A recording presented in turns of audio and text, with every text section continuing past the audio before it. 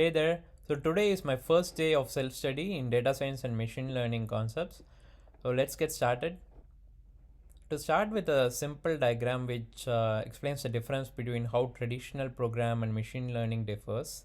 So in traditional programming, we feed in input data and based on the programming logic, it works and gives us an output. But in a machine learning world, we feed in input data. Along with that, we will also feed in a output. So this output is based on the past historical information or a past event, and that result will be captured and given along with the input. And based on that, the machine learning algorithm makes predictions that gets captured and gets formulated. So this is how machine learning works. There are different types of machine learning, so we'll be covering these in detail in the upcoming days. But to get started with what is what, supervised learning, unsupervised learning, and reinforcement learning. Supervised learning is all about training the model, like it needs guidance from us. Like we will give some labeled data, and based on that, it gets trained and makes predictions. Unsupervised learning is about the machine itself identifies patterns and try to classify into different clusters based on their density. It doesn't need user input in this case. And reinforcement learning is more about robotics process, and it's about self-autonomous system like cars and industrial robots. And so let's get started with the basic.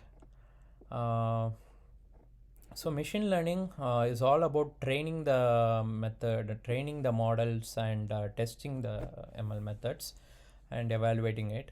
So we in doing so, we will document we will have training data set and the testing data set, and we will feed it and we will train the models and we will evaluate how it performs, and we will document that in the form of a confusion matrix.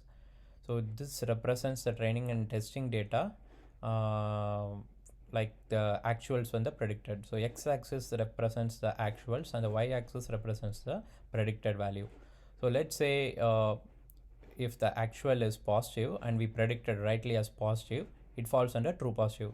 And if the actual is negative and we falsely predicted as positive, then it falls under false positive.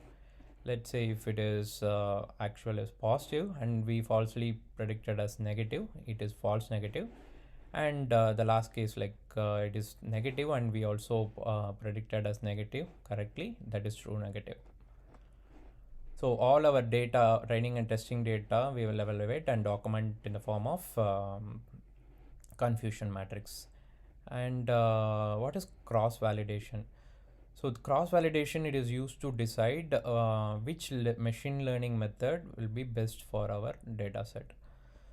So let's say we will document this confusion matrix for the different machine learning methods which we are going to discuss, and we will document that, and we will try to vary the training and testing data set. Let's say we have a complete data set and we divide that into 50-50, or we can divide 75% of the data as training data and remaining 25% as testing data. Likewise, we will divide the training and testing data.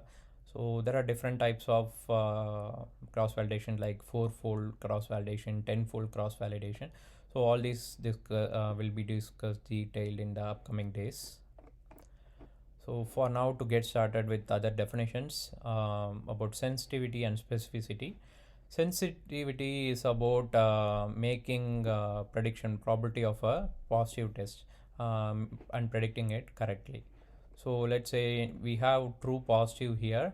We will take that as a numerator and divided by true positive plus false negative. So in turn, in calculating, so what we will get is a probability of a positive test that have been predicted correctly. So that's formula here. And specificity, this is the other way, like we will take the true negative as a numerator and true negative plus false positive in the denominator in this column. So while doing so, we will get the number of probability of tests, negative tests, which have, negative tests which have been correctly identified. So that refers to the specificity. And moving on to the other definitions like bias and variance. Bias is about inability of a ML method to capture the true relationship. So I can explain this with an example. Let's say if we are making a relationship between the amount of junk food one eats to the person's health. So in that case, the more junk food one eats, the more his health will be affected more. That will be a relationship, but there may be some point like one person or from set of person who may have ate more junk food, but their health may not get affected because of several other factors, so it get biased to that factor. So that is where it gets that name bias. Oh. And the other one is variance. Variance is we will compare the results of training and testing dataset. So using the training dataset, we will arrive at a result, and we will try to fit that in logistic regression or in a graph. And using the testing dataset, we will again formulate that in a graph. And when we see the variance between the testing and training dataset, that difference is called variance. And ROC and AUC. ROC is receiver operator characteristic. So what this means, we will formulate. We will try to let's take our previous example. The amount of junk food one eats and how much his health is getting affected. So let's say we need to define a threshold for the number of junk food. Let's say on a 0 to 1 scale, let's say 0.5 is the threshold we said, and anything below 0.5 is less junk food, considered as less junk food, and anything above 0.5 to 1 or the person ate more junk food.